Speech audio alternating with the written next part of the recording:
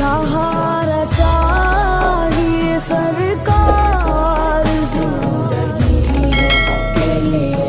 अल्लाह के प्यारे नबी फ़ख्र दो आलम मक्के में पैदा हुए और आक़ा करीम सल्लल्लाहु अलैहि वसल्लम की जब पैदाइश हुई तो आप लोग बारहा सुनते आए हैं कि हज़रत दाई हलीमा आपको दूध पिलाने के लिए अपने मकान पर ले गईं।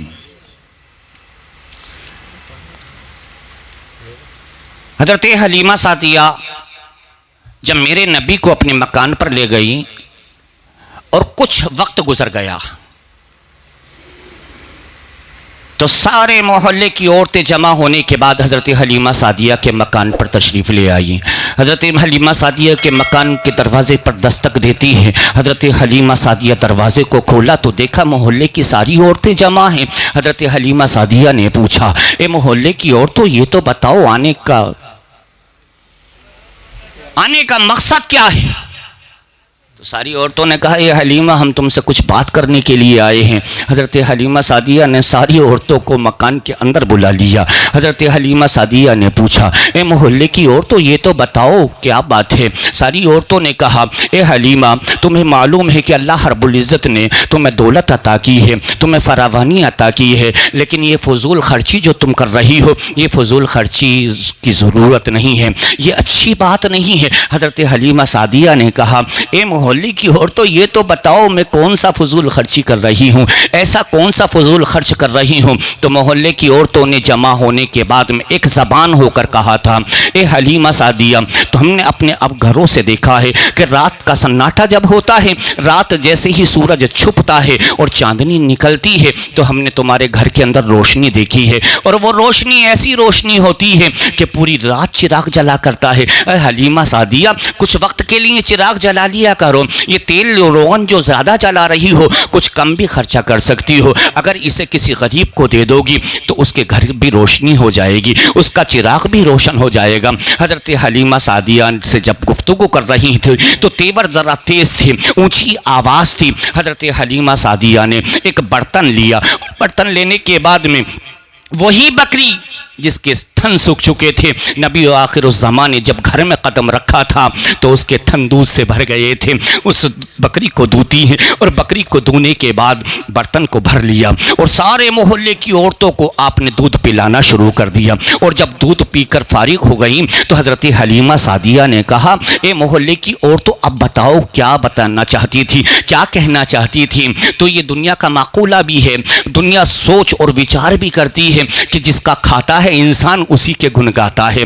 पहले जो गुफ्तगू कर रही थी तो कड़क आवाज़ थी, ऊंची आवाज़ थी, लेकिन अब दूध पीने के बाद नरम लहजा हो गया है, नरम आवाज़ हो गई है। हज़रत हलीमा सादिया ने जब पूछा, ए मोहल्ले की औरतों, तुम कुछ बात कहने के लिए जमा हुई थी? तो मोहल्ले की औरतों ने कहा, हम तुमसे ये कह रहे हैं कि चिराग ज़रा जल्दी बंद कर लिया करो, पूरी रात रोशनी ना किया करो, और जो रोगन ज़्यादा खर्च करती हो, जो तेल ज़्यादा खर्च करती हो, इस तेल को किसी गरीब को दे दो, उसके घर का चिराग रोशन हो जाएगा। तो हज़रत हलीमा सादिया ने मुस्कुरा कर कहा था, ए मोहल्ले की औरतों, तुम तो ये कहती हो कि मेरे घर में चिराग जलता है, लेकिन हलीमा सादिया खुदा को गवाह बनाने के बाद कहती है, मेरे घर में कभी चिराग जला ही नहीं।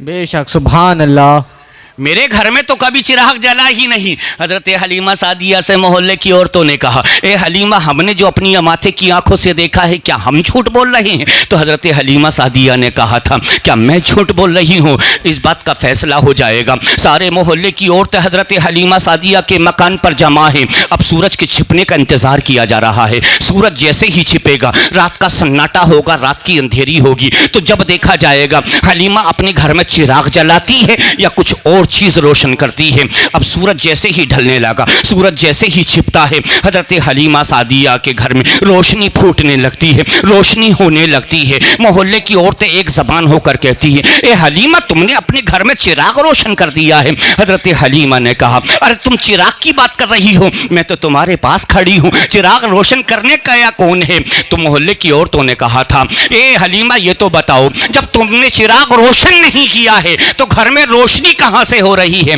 तो हज़रत हलीमा सादिया मुस्कुरा कर कहती हैं, अरे रोशनी जहाँ से हो रही है अपने माथे की निगाहों से देख लो। सारे मोहल्ले की औरतें जब उस कमरे में पहुंची जिस कमरे में मेरे आका तशरीफ फरमा थे, और जब मेरे आका के रुखे अनवर को देखा तो कोई चिराग नहीं जल रहा था, बल्कि मेरे आका का चेहरा रोशन हो रहा था। बेशक सुभान अल्लाह, सुभान अल्लाह।